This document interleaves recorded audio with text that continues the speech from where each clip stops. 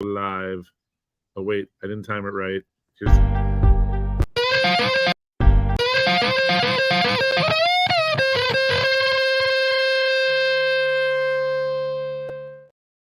Boom. Okay.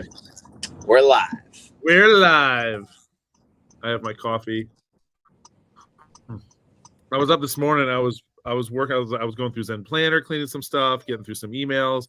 I was like, and then Everett came like waddling downstairs. I was like, "Oh, hey, buddy, let's make some breakfast." And we're making breakfast.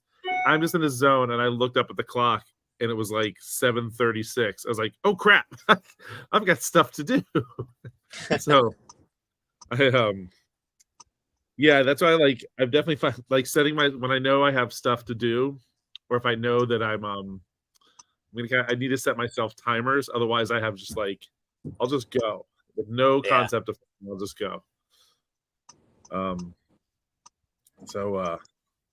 Yeah, when you texted me, I was like, "Oh, yep, I'm on it." I thought about it like 2 minutes before he texted me, and yeah, Everett's he's kicking in. He's up and kicking. Axel's up and kicking. Meg came down, made me coffee.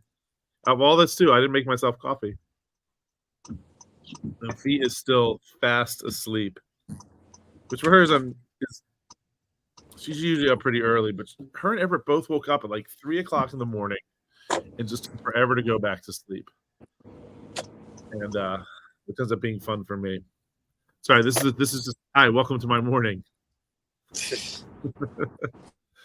Well, at least you don't live on the peninsula.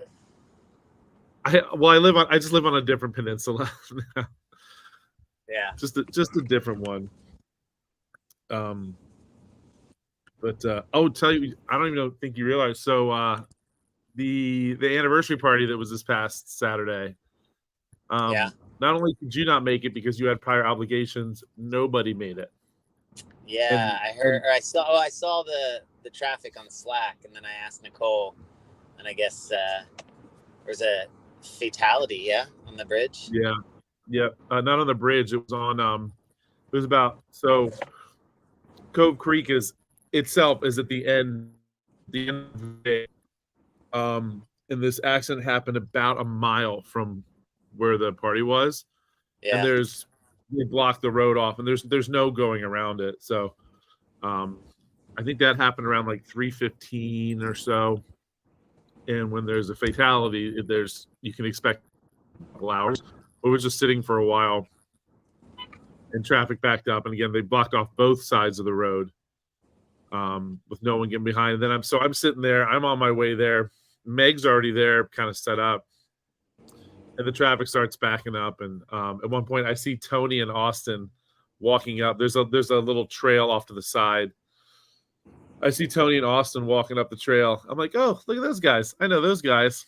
And sure enough, because Tony, like some of this is kind of what he does, but he went up to kind of just see what was going on and just try to find out what's going on. And he came back and confirmed, yes, it's a fatality. No one's going anywhere for a couple hours. And so I was also sitting in this one particular like dead spot where there's absolutely no service. So I kept kind of like, I got a missed call from Sam, but my phone never rang. And then so I think people eventually either just heard about it and turned around or got any messages from anybody and turned around.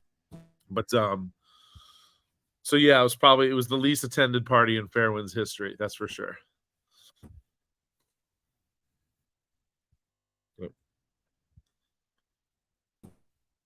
Oh, did we lose Jack?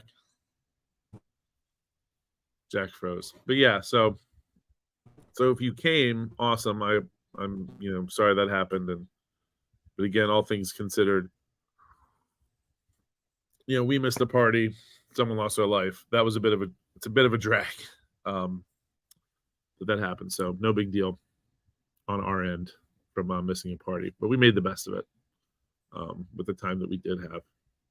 So anyway, I hope everyone's having a wonderful day. Just waiting for Jack. Jack was on his way. We're talking about it. Jack's on his way home from class, and there was a fire on he said Tyler Avenue, which again, if you're familiar with the peninsula, living on a peninsula, once there's traffic, once it shuts down, it all shuts down. And so he lives I think it's about 2 miles from the gym, and he's currently going on, I think, about 20 minutes trying to get home from the gym, because that's just, again, life living on a peninsula. When traffic stopped, it stopped. So that's where we're at today. And I'm sure he lost service or he's jumping inside, so we'll see him pop on in a minute. But yeah, here we are. It is Wednesday. It's October. Yesterday was heavy back squat day, so I hope everyone feels nice, big, and strong from their back squats. Yesterday, today's EMOM, kettlebell swings. And if you haven't heard, the focus this month in the programming are kettlebell swings, or kettlebells and dumbbells. So using these, I don't want to call them odd objects, but also it's going to be some single arm stuff. It's going to be some double dumbbell, double kettlebell, like carries and swings, and we're going to see a version of dumbbell DT. And one thing you'll find with dumbbells is not as clean as a bar. Oh, is he making his way back?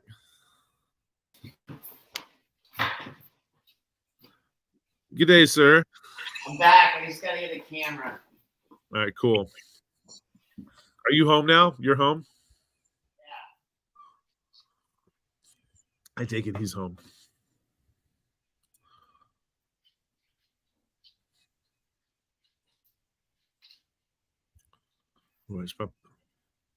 That's coming up. Bringing Friends Week. Leave that there.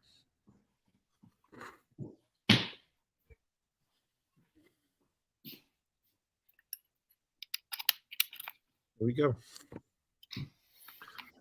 So I can hear most of the moves. I hear the shuffling and wrestling around Jack, trying to find things, and now I'm just picturing it. I'm just picturing you moving around in your kitchen, I'm guessing. Oh, I think we lost him again. There he is. There he is. He's back. Can you hear me? I can. Cool. It's so weird. It's like this won't recognize my camera unless I plug a camera in, and then once it's plugged in, it recognizes both of them. It's very strange. It doesn't recognize the camera in your computer? Mm-hmm. Oh, interesting. When I first turn it on, but then I plug in the external camera, and then it recognizes the camera, and then just switch it back to the external one. Yeah. Technology. Yeah. It's such a pain in the butt. What a waste, technology. I feel like we'd be in such a better place if it wasn't for technology. Sure. Also, our podcast would be you and I talking to each other with nobody listening. And it would be called podcast. It'd be called a Peoplecast. People. I stole that. Stole that from my buddy Don. A Peoplecast? Yeah. He doesn't want to do a podcast. He wants to retire and do a Peoplecast, and people pay him to sit and talk to them. That makes sense. Is it still still recorded if it's Peoplecast, or is it just a conversation? It's just a conversation. Yeah. It's just called a conversation. I wouldn't mind getting paid for people to have a conversation with me.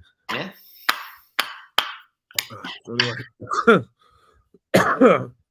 So anyway, yeah, it was an interesting weekend, but we made it through. So here we are. Happy Wednesday. How was it? You were at a baseball tournament? Is that where you were? No, Matt just had a hockey game. Hockey game. That's what I was thinking of. Yeah, up in Baltimore. So cool. Yeah, well, 4-0, 5-0 for the season. It's a good season so far. Is it Navy? I mean, that's their name of their team, but yeah, they're not affiliated with the Navy. None of them are in the Navy. Like that Navy swim team? Yes, exactly. Cool. Well, I said, yeah, we jumped on. I did actually kind of want to have a conversation with you about something that I'm gonna put TJ on the spot here, and I thought it'd be an interesting conversation. Whether it may not be a long conversation at all, but And so I was like, well, I think it's something good to talk about. But the whiteboard, let's talk about the whiteboard for a sec. Can we just get into it? Sure. Because like I was like in a pre-talk about it, but like, no, let's talk about it. The importance of, do you find importance of in a class having the athletes' names on the whiteboard and having them to record their on the whiteboard? Yeah, they're probably recording in Sugar Wad, maybe not. But do you find value or importance in them writing their scores up on the whiteboard? Yeah, I think if someone were to ask me and they're new to the system, then I would say yes, you should record your score on the whiteboard, and in somewhere where you have it available to you in the future, because one of the cornerstones of this methodology is being able to measure, observe, and then repeat those measuring and those measures and observations so that you can determine a change in your fitness towards something we consider improve work capacity across broad modal and time domains. Because if it's not improving, then the methodology we're doing isn't effective. And if it's not effective, then why are you doing it? So if someone has been doing this for a while and they express by recording the scores, it facilitates anxiety, fear, lack of compliance, desire to no longer continue, then I would say, then don't record your score, right? Like, the grand scheme of things, when the sun blows up, who gives a fuck? Like, we're all going to be dead anyway. Like, you're going to die in, how old are you? 40? You're going to die in 35, 45 years, 50 years if you're lucky, maybe 55 if you're like really good at your health and stuff. But like, you writing a number on a whiteboard does not change the trajectory of the earth or the future. So no, if writing your score down puts you into an existential crisis, then don't write your score down. I don't give a shit. Yep. But if you want to get better at this thing, if you want to improve your fitness, then recording something is the first step in that. I bring this up, I'll show you in a sec, but yeah, like there's definitely people that don't care. Like I'm maybe after class. Just log in with somebody. Do we have like somebody like? No, I just I send something to my computer. But yeah, so like there are people like Kate Brew is a great example where like or even Shannon's even better. Where maybe it's the days that I'm writing people's scores. I'll ask people as they're cleaning up, what's their time or what was their weight or what was their how many rounds and reps. And Shannon just always just yells, "Suck it, Trebek!" Like that's her score every workout. And I'd rather something on the board than nothing on the board. Like there's people that's like, I'm here to get fit, and I know I'm getting fit because I can see it and I can feel it, and the numbers aren't is how I feel, and I enjoy coming to this, and that's a thing. And there's, again, Kate Brew's a great example. She rarely ever keeps track, but she knows like she's there 4 to 5 days a week. She knows it's made a change in her life, and that's all that really matters. But I still like having something on the board. I like the optics of having names on the board and scores on the board. So I don't even care. So why does it matter? Why does it matter what you like? Because it's my gym. You're not. You do what I say. But you're not the one receiving the service. No, so that's a good question. And hold on, I want to. So I'm trying to multitask and not doing a good job at it. Okay.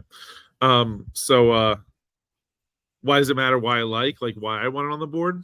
Yeah.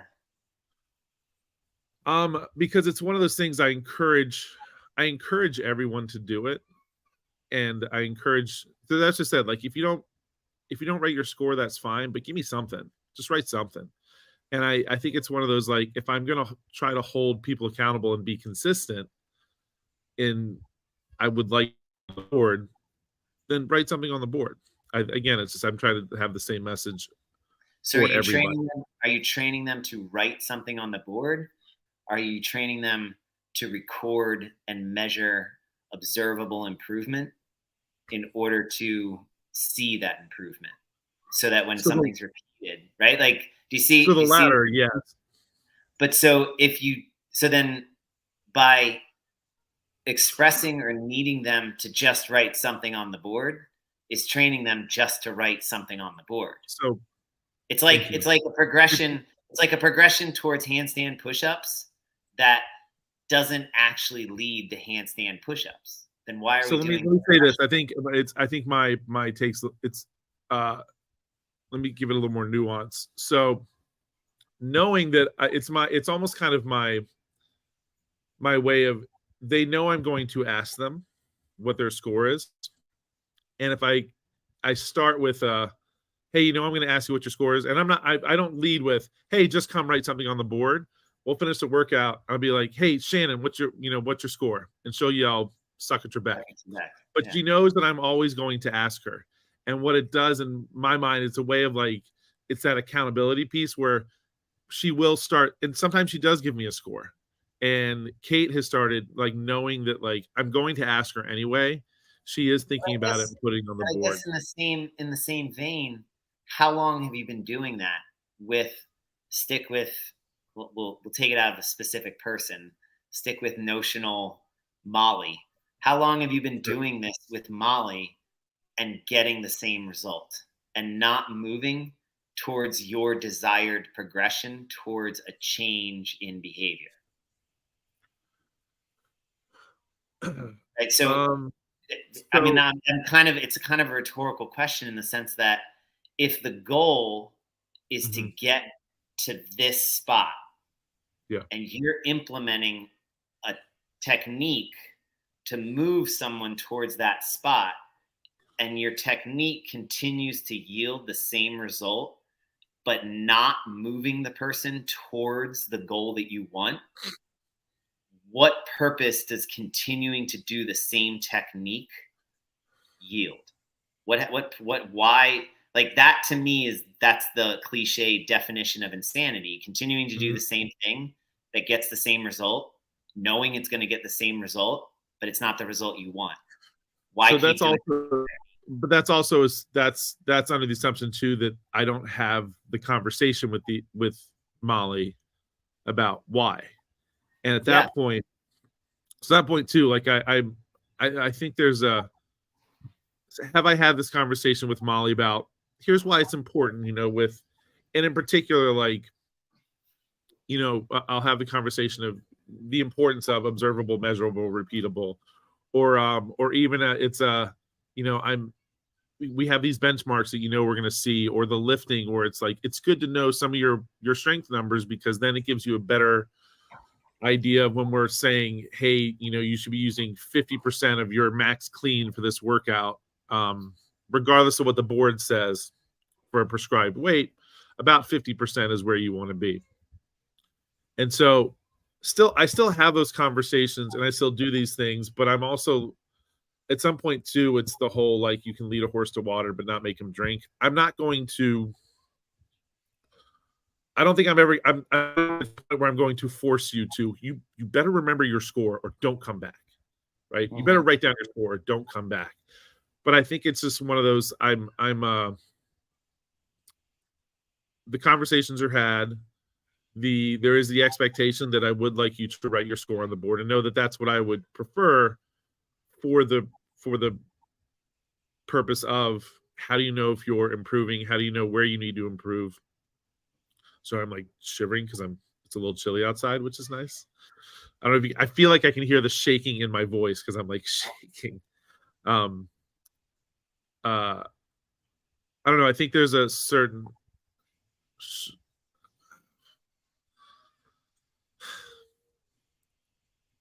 I think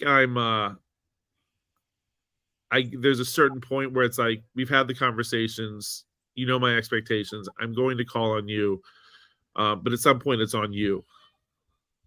And like at some point, what if by calling? So I guess, have you ever asked the person? Have you ever asked Molly, by me calling on you to write up your score, how does that make you feel? No. But it's the my worst case. Sure, but it's also or if I ask people to write their scores up, they never write them up. And I'd say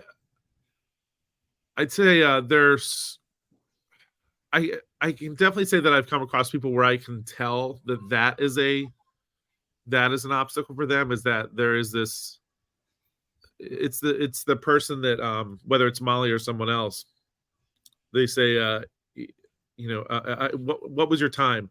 Well, my time was 15:07, but I scaled, or but I did step ups instead of box jumps, or but I used a really light rate.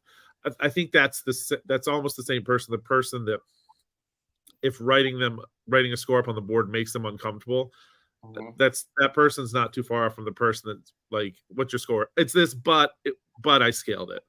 I feel like those two people aren't too far, because they're thinking so much about people are looking at them and looking at their score and judging it and possibly saying like, oh, that's it, that's all they did. So what's the culture you hope to create or foster? So a conversation I have a lot of times when people first come into the gym and they first starting CrossFit, and I show them Sugar WOD and I talk about the whiteboard. And the conversation is, the reason we keep scores on the board is not to see who's the fire breather in the gym and to see who's the strongest in the gym. You guys breathe fire here? How do you breathe fire? What the hell does that mean? I'm out of here. I'm going to Orange Theory. Someone's got fire in their belly because they blew up that bathroom the other day. I'm gonna say that right there. They just shut it down for 24 hours. Just had to lock it in. Whew. But that's like the first conversation. That's one of the first conversations around the whiteboard and around scores. Is tracking your progress, the observable, measurable, repeatable. In particular, when it comes to lifting, like the heavy days or lifting days. When it comes in particular to benchmarks. But even on the workouts that the workout that we did today, we may never see that again, ever. But you use this kettlebell and you knew you were able to do 20 unbroken. And so in workouts like a Helen that comes around, knowing, when Helen comes back around, like, oh, I did this. I think I could do this weight for Helen, maybe go a little bit heavier. So there's even value in recording a score and taking notes. Anyway, sorry, this is the conversation I have right out of the gate when someone first comes in about the whiteboard. Is not necessarily about, as I say, whiteboard and leaderboard.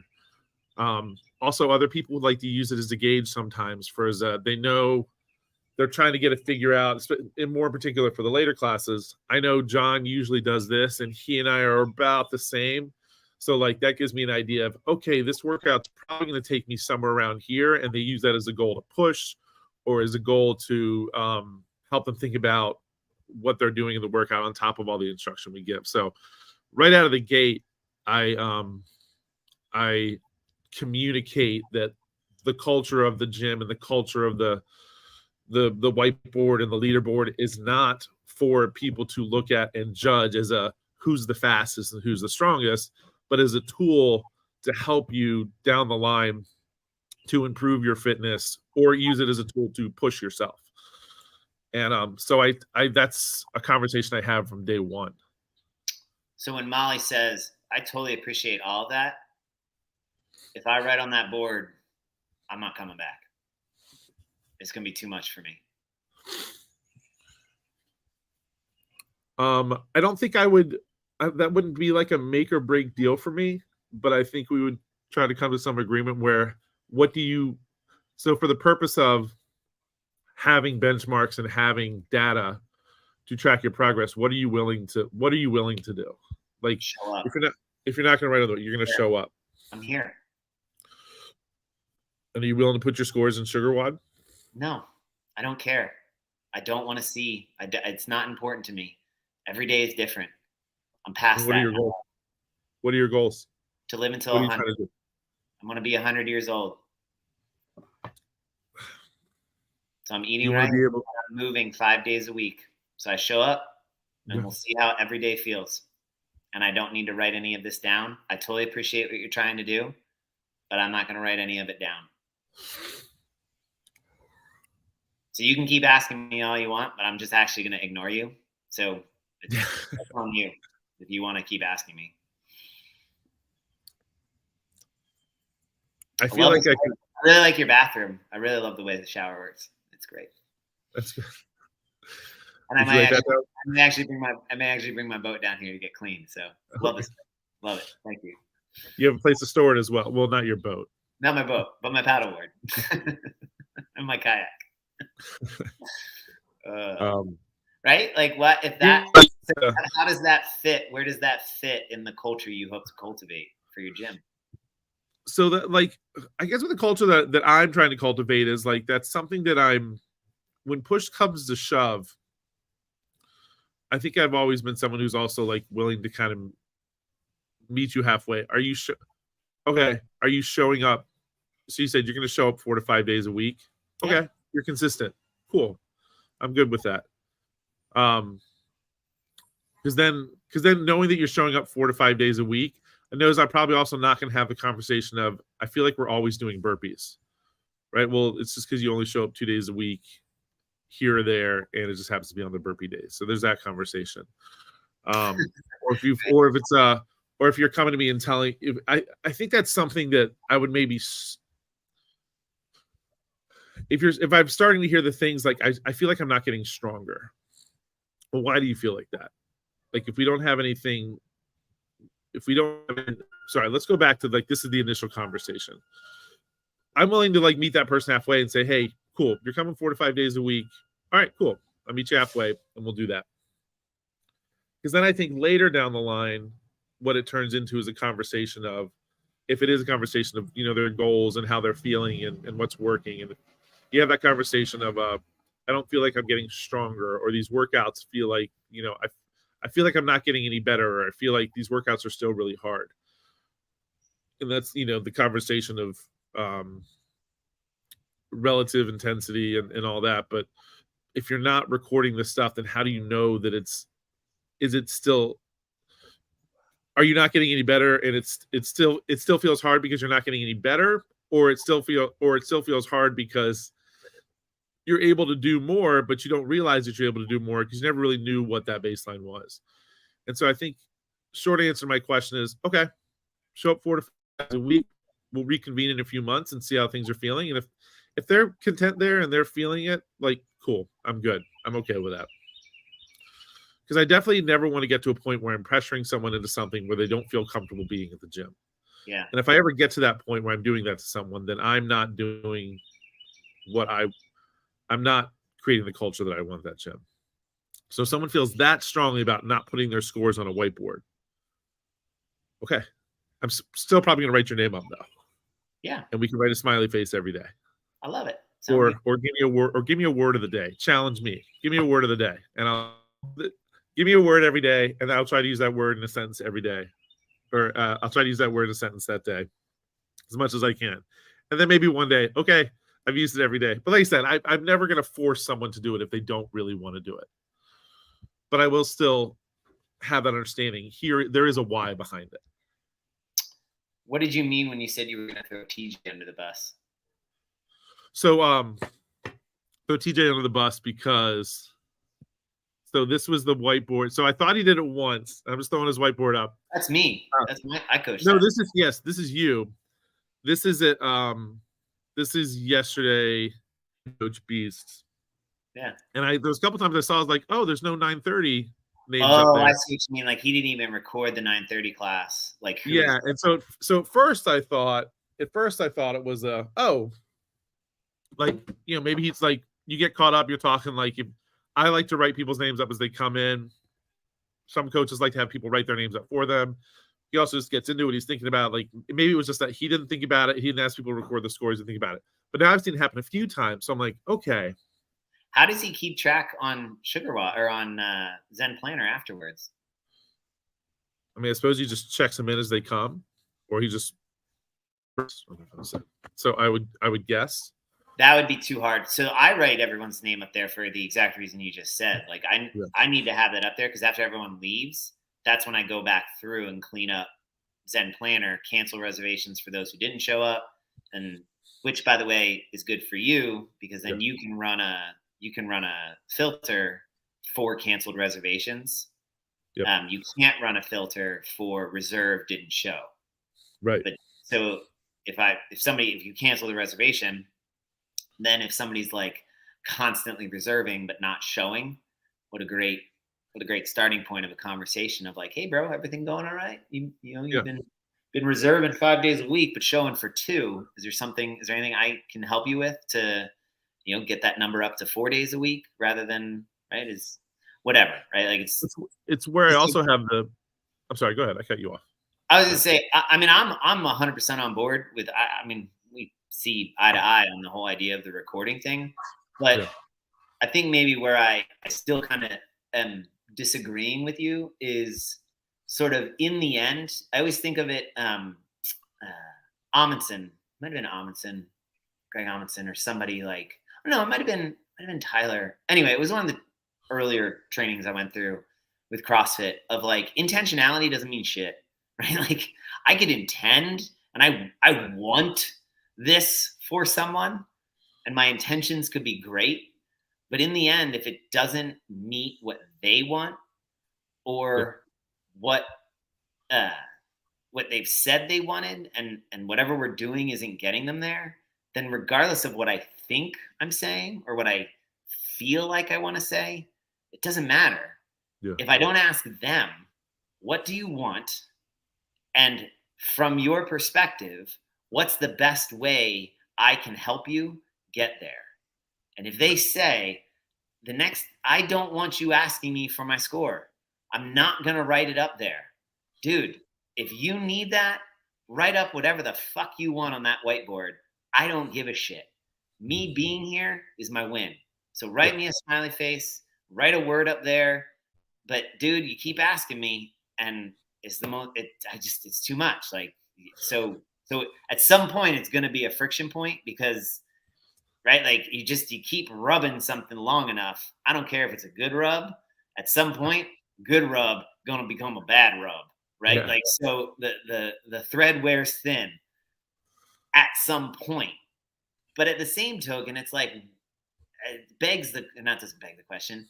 It stimulates the question in my mind of, like, well, what the fuck am I doing here if it's not to be in the service of the people who are walking through the door, right? Like, so if me needing them to write something up on the board serves me, that to me feels counterintuitive to like my teleological, the teleos, my teleological goal of why I'm completely doing it. If they want to know why I think they should write it up, and that's what I'm saying. I totally agree with you. I think people should be recording their scores, whether it's a whiteboard, sugar wad, a logbook, a piece of chalk on their skin. Like, I don't care. Like, tattoo it on your chest. Like, I've got 19 Helen times across my pecs, right? Like, Helen's my favorite. That's what I want to always do. I just always want to do Helen. That's all I'm going to do. That's all I'm showing up for. Program Helen every day. You got me 5 days a week. I'm just kidding, by the way. There'll be a lot of tattoos. That's a lot of tattoos. That's a weird movie waiting to be made. But right, like that, but at the same token, like different folks for different strokes for different folks. Like everybody's yuck is somebody else's yum. Like in the end, that's fine. I would if I had a coach who wasn't recording scores or at least names up on the board, my conversation would be, hey, I don't know how you're recording this in Zen Planner, but I've noticed over the last 3 days, you haven't recorded who's been in your class accurately. One of the components of the coaching thing is I need you to do that so that I can tally for the consistency club.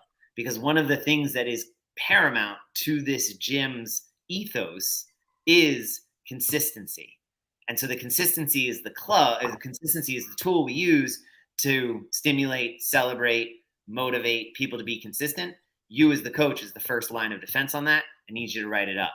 I'd optimally like you to do both, but I most definitely need you to do it in Zen Planner.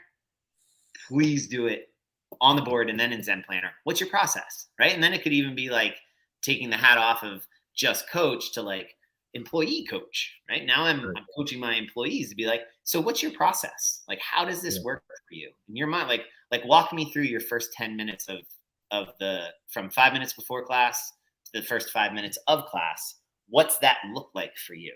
And you can walk it by and be like, oh, okay, I see. So interesting. In this little process, I've noticed two things. First one is about the whiteboard, but maybe not as important. I now see why you run 8 minutes over the majority of your classes. Right. Like, this was very enlightening. I'm really glad you took me through this, because we just identified 6 inefficiencies that if you clean these up from your first 5 minutes with interaction with the people, you're going to find yourself 10 minutes early ending every single time. Right. So it's that true curiosity of, sure, the inroad was like one thing, but then it opened the door. And that actually, even in talking through this, thanks for letting me just sort of run here. Yep. I feel like that might be what you were getting at. I feel like I'm gaining some, and tell me if I'm wrong or if I'm missing the boat. Like, you continuing to ask the person isn't actually about you. It's actually just your very intuitive and instinctive way to open the door for a conversation with somebody who maybe would be a little bit more recalcitrant in wanting to have that conversation. So where Molly, maybe if I'm like, yeah, sure, don't write up, I don't care, I mean, that's fine, right? Where you, in a very low stakes, disarming and fun way, actually opens the door for somebody, my notional athlete, Molly, to be like, God, Eric, he is relentless. Dang, I kind of do get where he's going. And you get that person to get out of their own way and maybe bump them in a direction that. So does that make sense? Like, I think I can see where I actually can see where you're coming from. I came around to that because I was in full 100% disagreement with you, but I'm not. I think I'm like, okay, I get that style. Like, that's not the style I would choose, but that's okay. Like, that's what makes things work. I feel like we've known each other long enough, and I feel like we've had enough conversations. And you're really good at taking my my brain, like all the things that's going on. You're able to pick out the pieces that I'm trying to get to. Yeah. Because it comes back to, I'm like I said, I'm happy if it's really that much of a an obstacle for an athlete. Again, I'm not gonna force them, but they at least know the why. And isn't that always important? Like, you're gonna smell that. You're gonna sense that like light years before I would. So that's a great point. Like, I think to myself, like, you say that, and that immediately makes me so nervous. Yeah. Because I would like blow right by that. And then next thing I know, I have somebody storming off because I've offended them. And I'll be like, why are they so fucking pissy? Right? Like, but you will see it, sense it, smell it. Like, you'll long before, right? Like, you're like, yeah, I saw that one coming. He's a moron, but I saw that one coming. Like, and so you won't ask the question or whatever. So that's, I think, also what is at play there is what you can instinctively, intuitively do terrifies me. So I have to put like very sort of regulated or heuristic driven, like, look, I'm not going to ask somebody the second and third time. I'm going to ask them once. I'm going to offer to them my rationale. And I'm going to say, but if it doesn't serve your needs, I don't need you to do it. You do what feels comfortable. And I won't come back to it again until like, right? Like a very safe, very low stakes way, but you dance up to that edge much more artfully and successfully than I would. And so I think that's also what was happening there is like what you were describing as a dance to me felt like Mortal Kombat.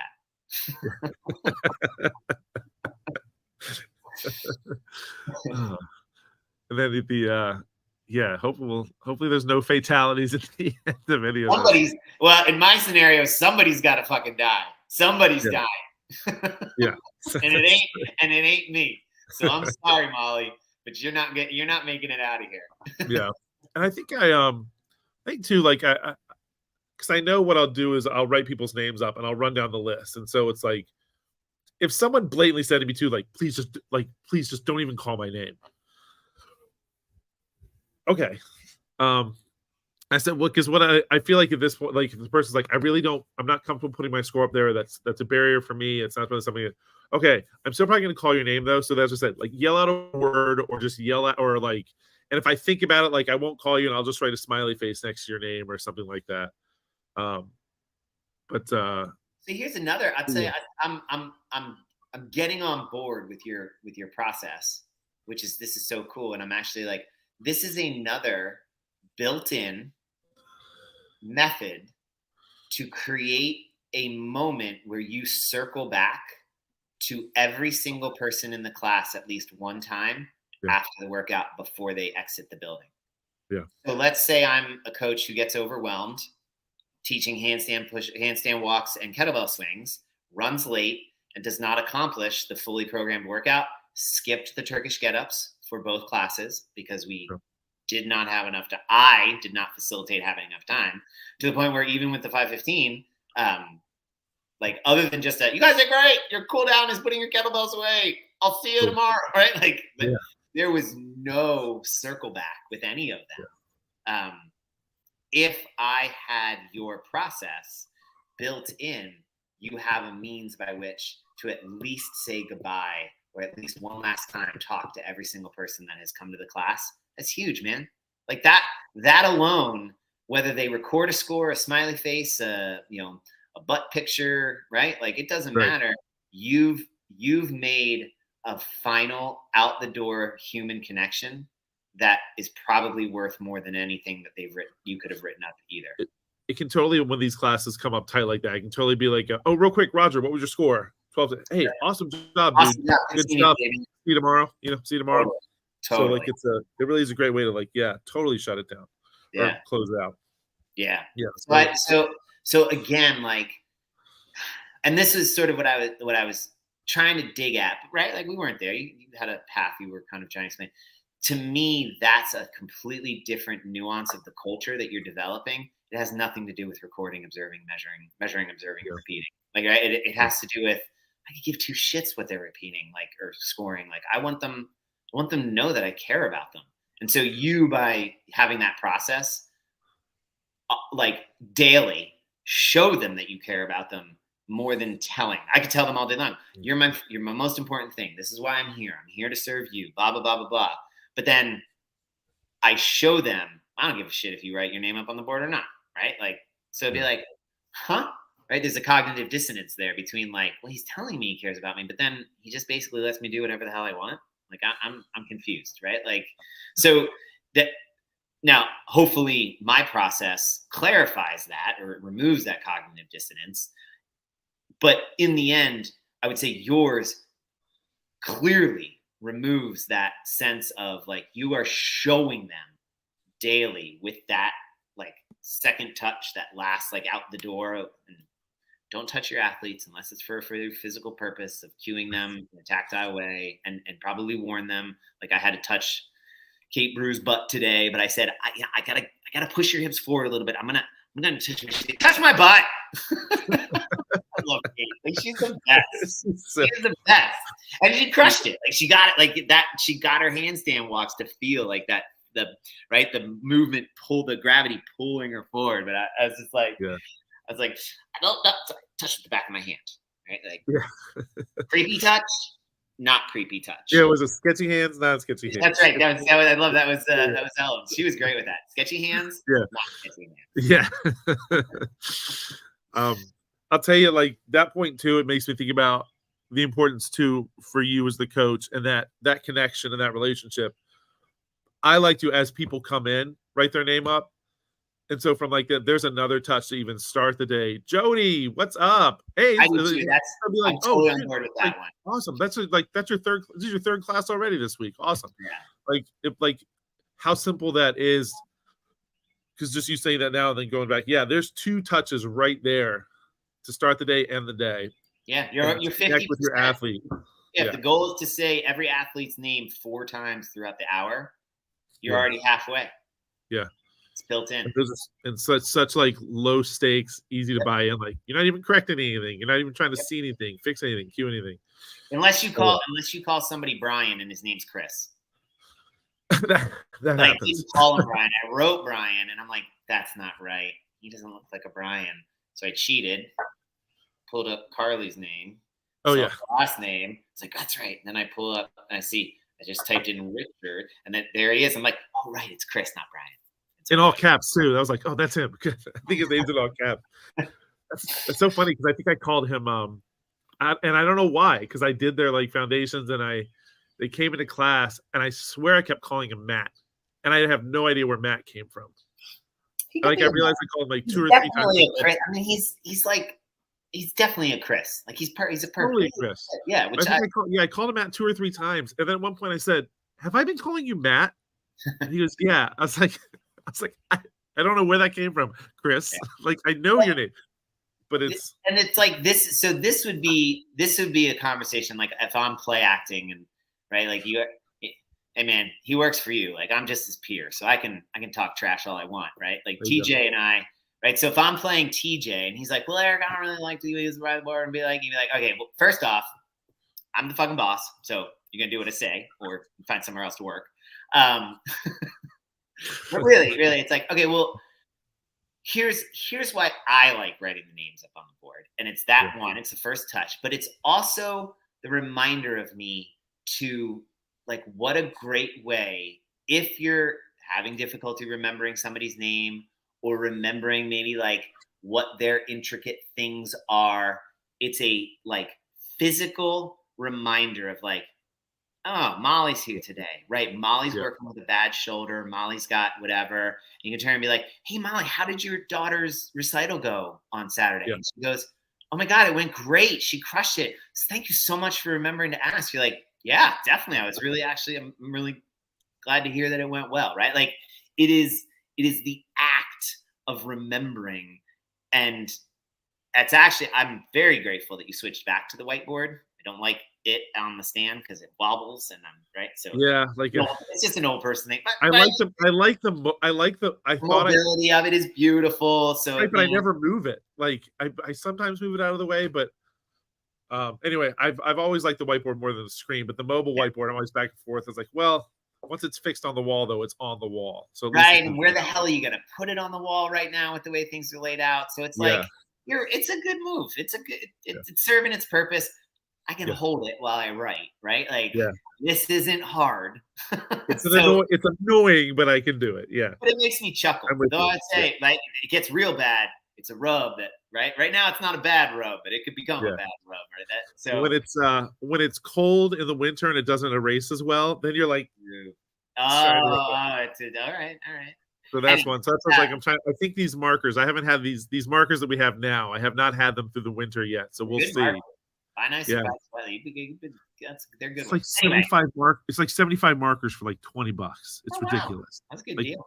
So I don't pay for Expo anymore. Expo's I'm just gonna leave the caps off then. I mean, that's like yeah, might as well join the crew. join the gym. But that could be right. That could be a great start for, and TJ just being the representative of all of us as coaches have certain things that like right. So when you cue the squat, you keep using this cue, blah blah blah.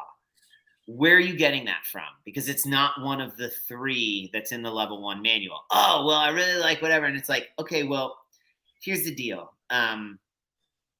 You use that cue, and I watched you use it 4 times with 3 different athletes. It didn't change their movement at all. So rather than make up your own cue, what if you just use the cue that's in the level 1 and see if that affects the change, right? Like that's sort of the way I look at it. Like, hey, look, man, we got an SOP here, standard operating procedures. The reason it's standard operating procedure is because 99% of the time it works. Do me a favor. Do the standard operating procedure until you get to a point where without a doubt, you can veer away from the standard operating procedure and still get the exact same results. Because right now, you're veering and you're not getting the results that I want. And I think that you deserve as a coach, because you do all these other things well, by not doing the standard operating procedure, you're handicapping yourself. And now the things you are doing well aren't yielding the same results that they could. So let's dial back in process and see what that yields. Like that would sort of be the, right? It's not you, it's not me. It's just the process, man. Let's just stay the process.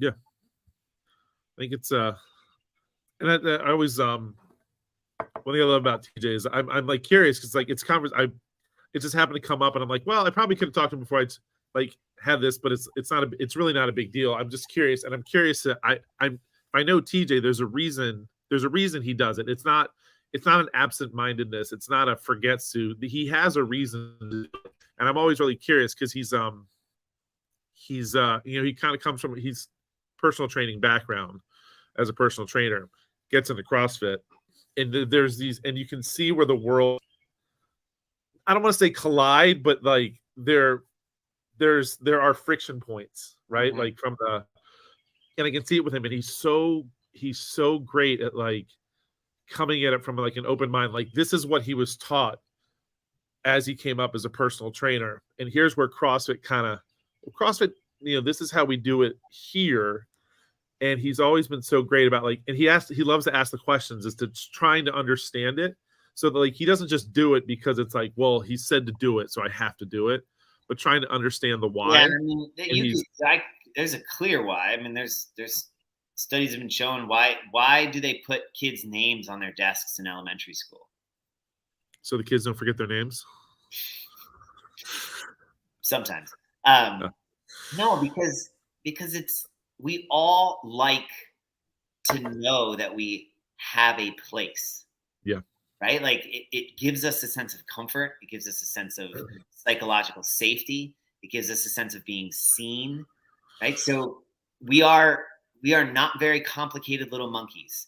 And you put a mirror out into the center of a pack of apes, what do they all do? They all look around, they look at themselves in the mirror. Right? Like, oh, right. And that, like, we do the same thing. Yeah.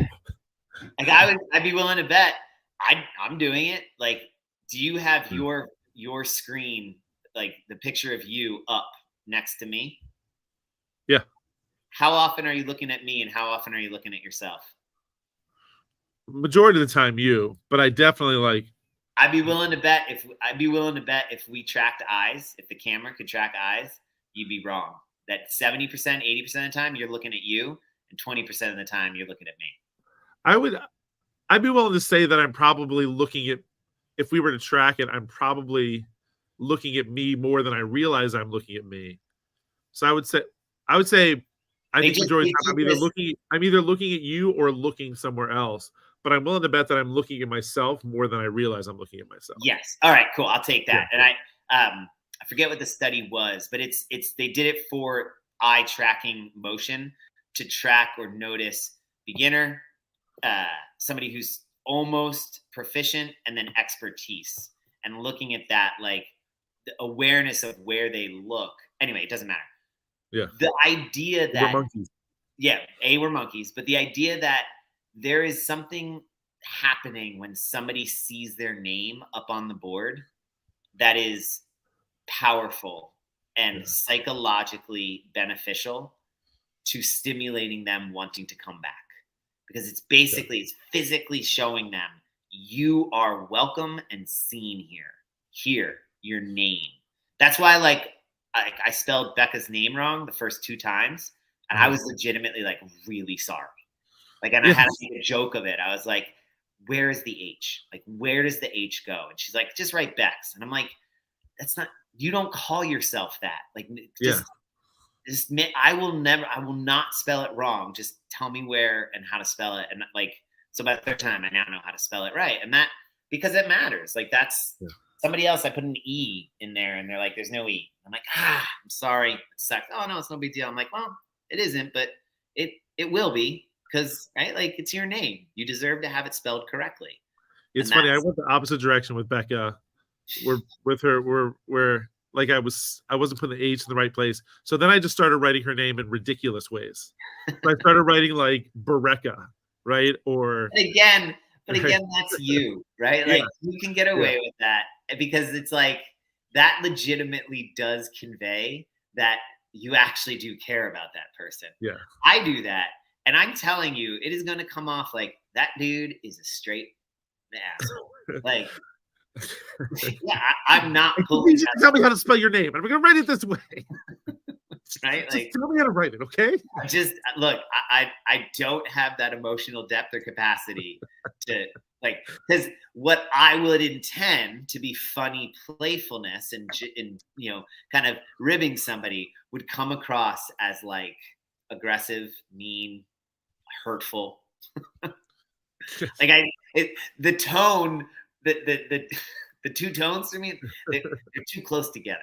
I think I remember when James first came to class, I was like, and he goes, "Do you go by James or Jim?" And he goes, "Either one." I was like, "Oh, I need you to give me one." You gotta no, man. No. Because now, but I totally, sometimes I'll say Jim and sometimes I say James, and I think I said Jim, and someone's like, "Who's Jim?" Who's Jim? I was like, "Who's Jim?" James. Totally. I need a name. Yeah. But so it's I mean it's an interesting avenue of a conversation to are you the director? Are you the captain of this ship of culture? Am I the captain? Yeah. I believe so. Okay.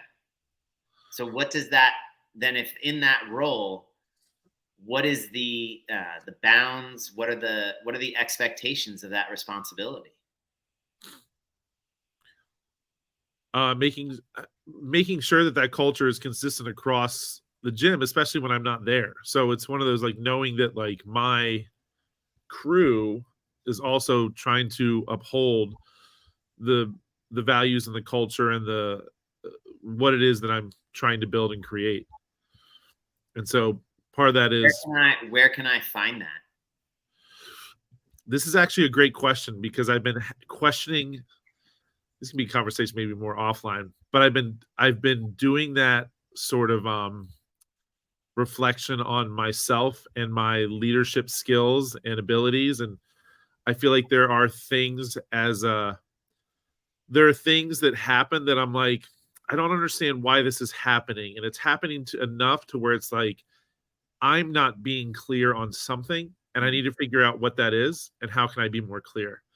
And so it's actually something I'm doing a lot of right now, because there are things that I see happen, and I'm like, okay, I'm missing something, and now it's a point, I don't know if it's them or if it's me.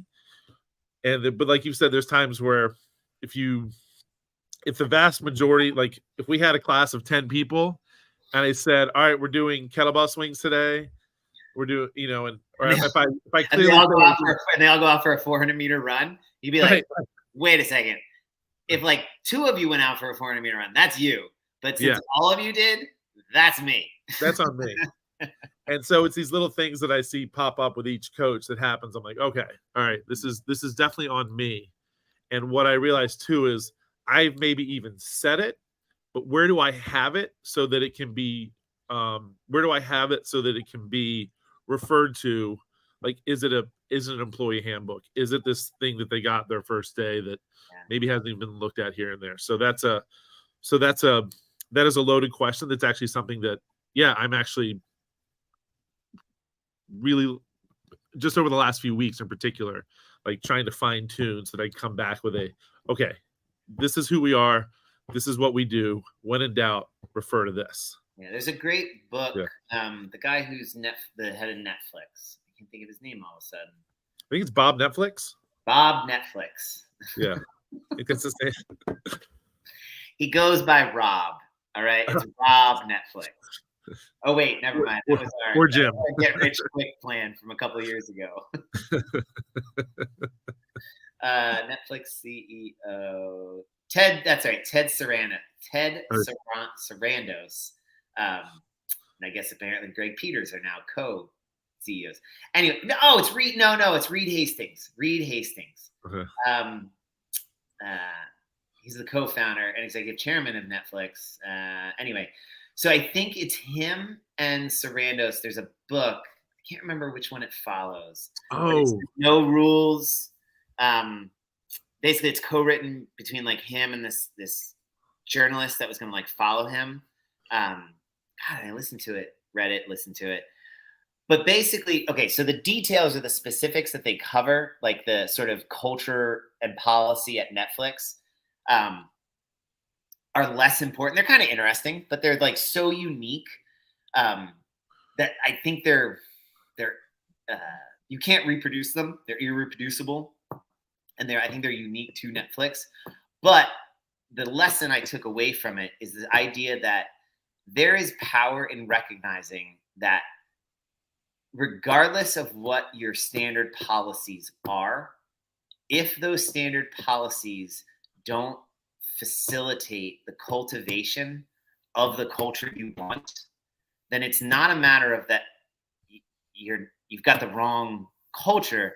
It's that you haven't fully thought through how your policies will move your community to the direction that you want it to be. And one of them was the idea that they never needed to ask for budgetary approval. You could spend whatever you wanted to spend on whatever you wanted to spend it on to get what you needed to, as long as it was always in the best interest of Netflix. That was the rule. And it was like, whoa, that they talk like 3 chapters about that it was so dangerous. And so, because basically you think about it, like budgetary things, there's 3 things that'll get you sent to prison in the Navy: money, ammunition and weapons, and secret material. You steal money, you give away secrets, or you inappropriately or illegally use ammunition, weapons, or explosives, you're going to jail. Straight to jail.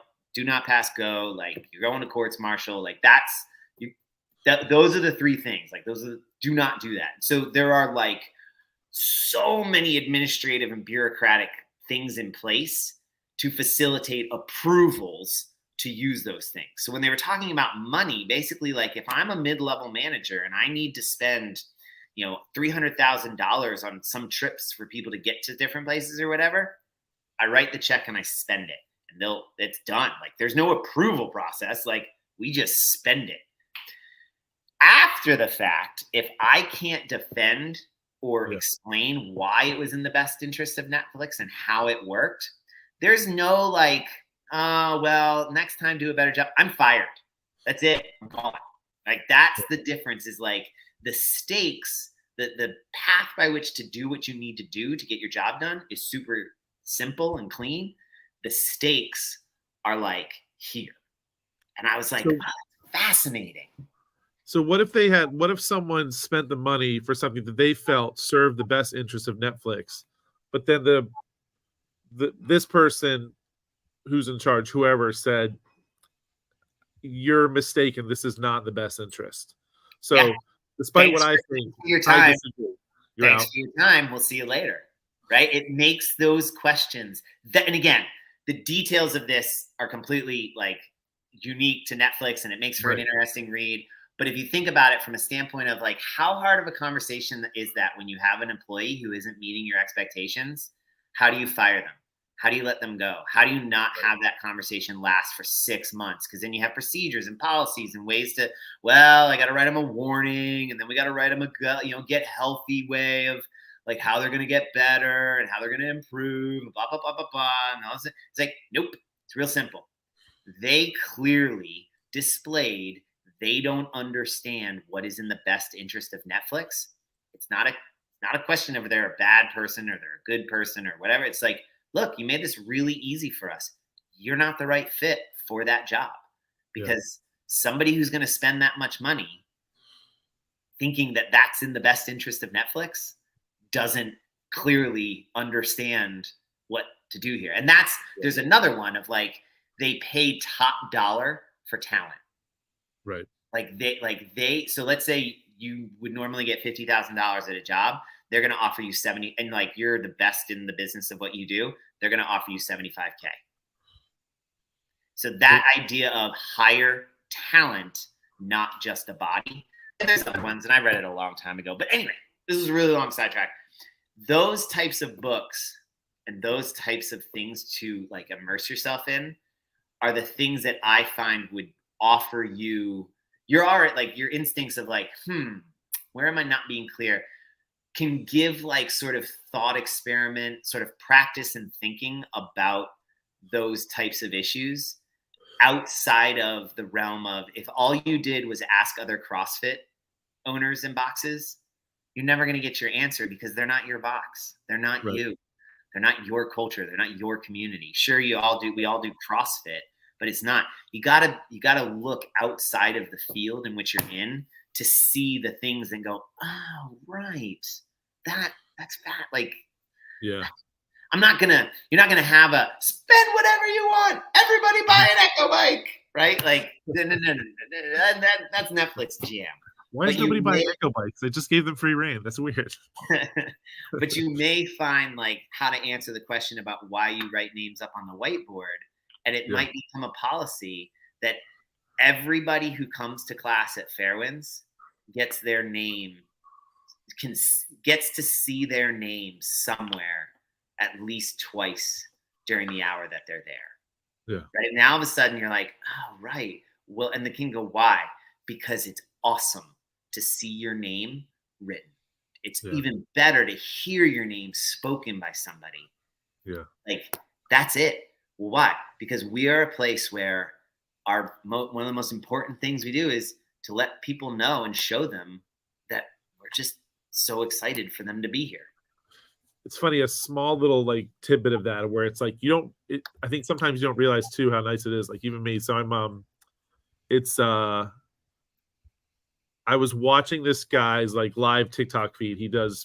He's a fantasy football guy, and he'll do a live feed and he'll kind of talk about like the players this week and the matchups. He's like da. And throughout, while he's doing that, people are constantly commenting, should I start so-and-so? Should I sit so-and-so? Would you trade so-and-so? Would you trade so-and-so? And so while he's doing his thing, he'll eventually jump in and be like, trade Williams for Smith. Yeah, you could do that, blah, blah, blah. And he'll, say, hey, at Steve 3456. Yeah, no, I would totally trade. And he'll do that every once in a while, right? And so I was watching this feed, and I have two quarterbacks, and I threw in there like, would you start so-and-so or so-and-so?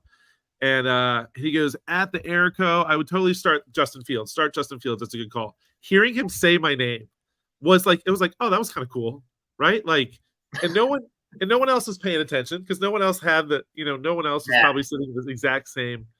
But it is like that little piece of like recognition, like hearing your name in this other place. Like it really does give you a little like, oh, okay. Whiz bang, it's an unconscious, like it happens when I teach in like, seminar English classes. It's from a book. It's called They Say, I Say, to facilitate healthy dialogue.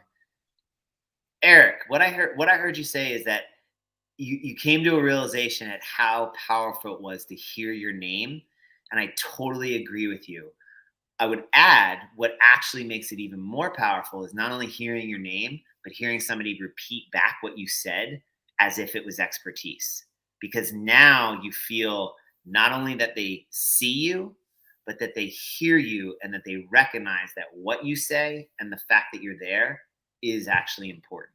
You see, so what I just did was I said your name, I repeated or paraphrased what I thought I heard you said, and I agreed with it and added or kind of, extrapolated on it for myself.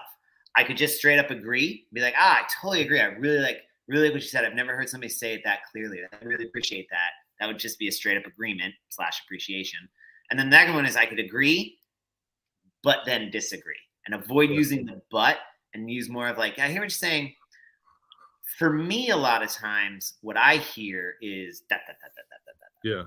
So that's like, those are always your options. And it's fascinating. You'll see that not only in like, it makes for very good dialogue, but in writing, effective writing, you'll see that happen all the time, where experts often will say, right. And in their experiments, it has been proven to be generally accurate. Often, however, the experiments forget to include that.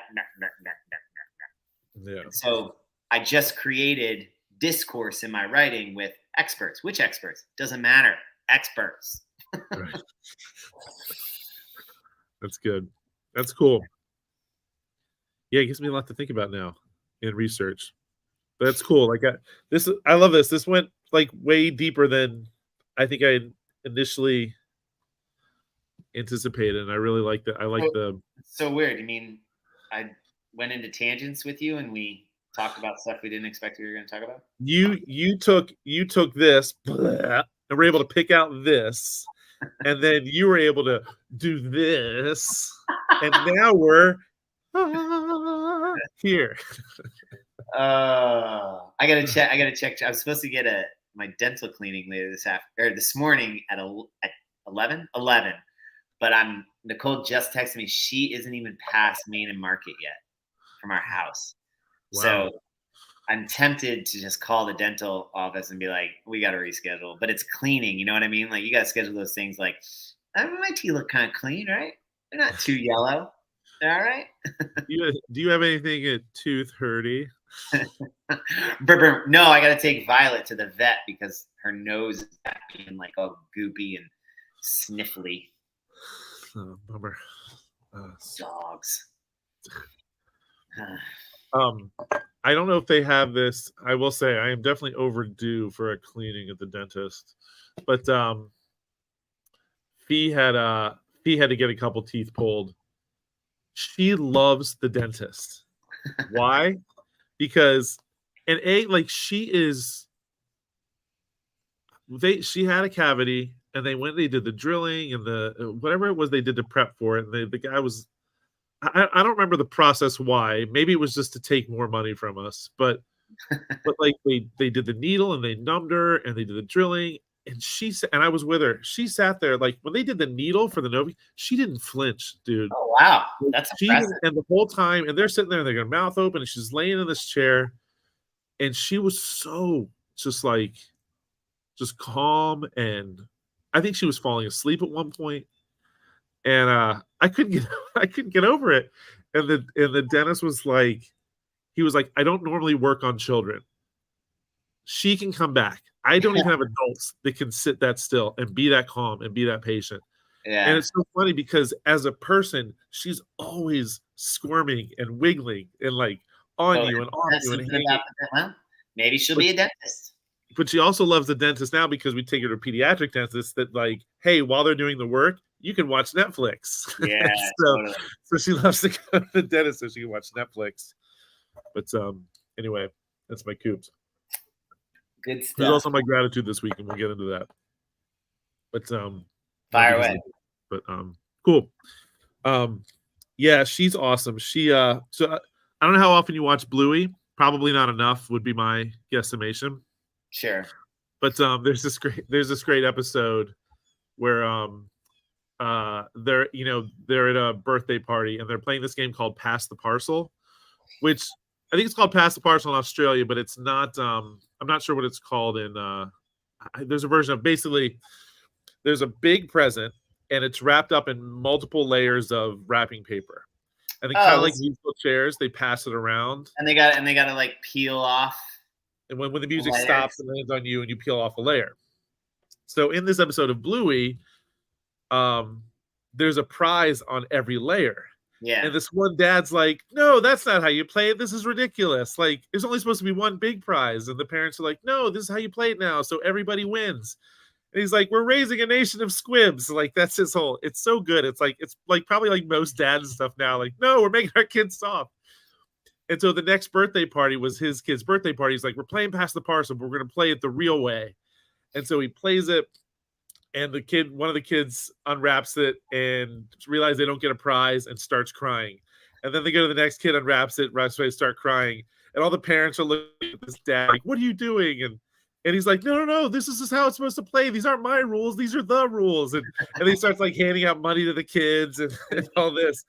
Well, over the course of the 7-minute episode, the kid that ends up winning it wins this like big like bubble gun. Like he was just this, and he was so excited.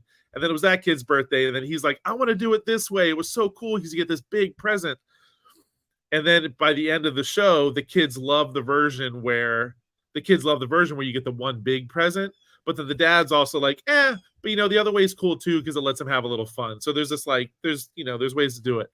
So for the party this past weekend, Fee really wanted to do Pass the Parcel. Yeah. And she's like, but I want to do it with the present on every layer. Layer. And I was like, okay, like we can do every layer. but I was being a little bit of a curmudgeon about it because I'm like, but we don't know how many kids are going to be there, and like, what kind of little gifts are we going to get, and like, what are we? So I was just kind of like, let's just do the one big one. That way, if we have 10 kids or 5 kids, there's one present. And she was set on it. So we went to the dollar store and we bought a bunch of little things. And Fee really, in particular, she picked out one thing, but she really wanted to make sure that she won it. I was like, well, babe, that's not how the game works. The game is you wrap and you pull and you get what you get. And while we were sitting in the traffic, she asked if she could wrap the things for Pass the Parcel. I was like, yeah, sure, go for it. She was driving me nuts because she was bored in the traffic. So I was like, yeah, go for it. And she wrapped up everything we had. She wrapped it all up in this big ball of thing. So we don't get to the party because traffic was shut down. There's a playground up the road. I was like waiting for traffic. At this point, we decided party's canceled. I'm going to take Fee up to the playground. I think I sent a message to a bunch of people. I was like, hey, if anyone's here, they got their kids, we'll be at the playground. And we got there, and there was this there was a ton of kids there, but there was this one girl's birthday, and her and a bunch of her friends were there. Well, they were trying to go to the girl's birthday party, but they couldn't get there. Yeah. And so, and I saw that that's what they had going on. I said, hey, I bought cupcakes for the anniversary party. I was like, I have like 30 cupcakes in the car. I was like, would you guys want them?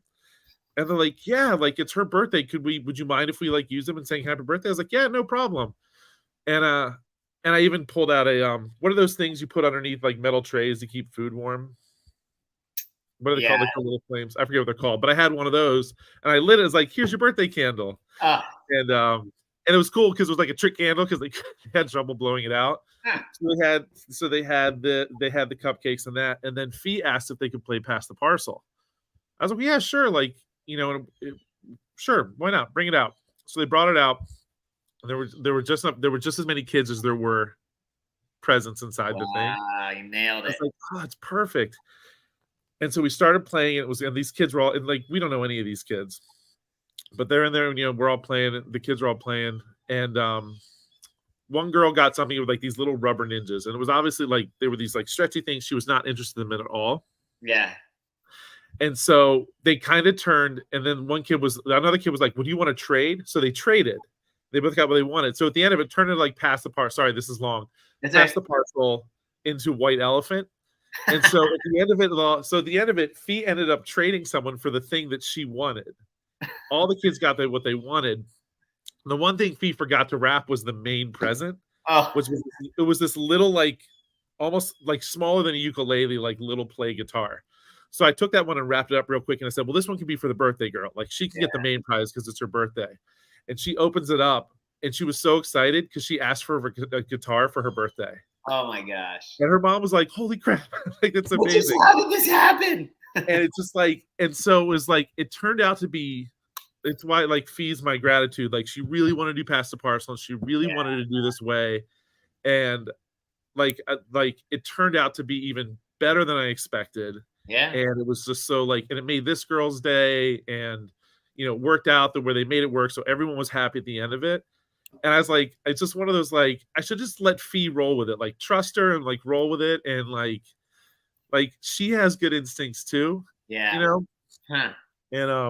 it was just really cool. And Fee was so happy, and she was so like, her game worked out too. She was really proud of herself too. It was cool seeing like, so anyway, it was just long story, but it was a really cool moment. I was really like proud of Fee and her like coming up with this and then planning it and then kind of figuring it out. And I was just the guy that was getting in her way. And so it was really cool. It was really cool. So that's my long story. That's a good one, man. That's a good one. A lot of reasons why, right? It makes the canceled party kind of like, yeah. Maybe the universe knew something that you didn't know, and the party just made the best of it. To make that girl's day. Now, unfortunately, I had plenty of beer and stuff in the car too. I was like, I can't bring that to the playground. So getting home, if anyone wants any road beers, yeah, here you go. Mine's simple. I just every now and then you get reminded that how great CrossFit is. Time is just the schedule's been overwhelming, and I haven't had a lot of time. I haven't had like an hour and a half to do workouts. And so the other day did that silly little 3-rounder for time thing with the 20 reps or whatever. Yeah, the Fike on Badish. Yeah, not a single warm up, just rucked with the dogs, 1.5 miles, came back. swung my legs out, grabbed the weights, 3, 2, 1, did it. First round was slow and kind of methodical. Second round was whatever. Third round went for it, and it was like 438, 420 something, 412, right? And so 3, 2, 1, go. What was it, like 15, 16 minutes of work, and cleaned up, out of there, and right, like simple, easy, no practice rounds, no warm up, just do it. Fitness achieved, and I'm like, and I feel all right. Same thing like with the squats yesterday. Just kept chipping away at like, not gonna have time for that, not gonna have time for that. So just gonna do this, and it works, right? Like, I bet you if I did that for the next 6 to 8 weeks, I'd be fine at the end of it from like a fitness and health standpoint. Like, imagine if you did it for 68 weeks. Jeez, be like a whole nother person. But that's it. Like, real simple. So keep it simple, stupid, and this stuff still works, and that makes me very happy. So, and it kind of does connect to your gratitude, right? Like, don't overthink it. Just show up at a park with a bunch of kids, and let them unwrap some presents. Guess what? Everyone's gonna have a good time. Yeah, it was really It's so true. So true. Cool. All right, brother. All right. That's a good one. That's a good one. We're signing out. See y'all later in 5,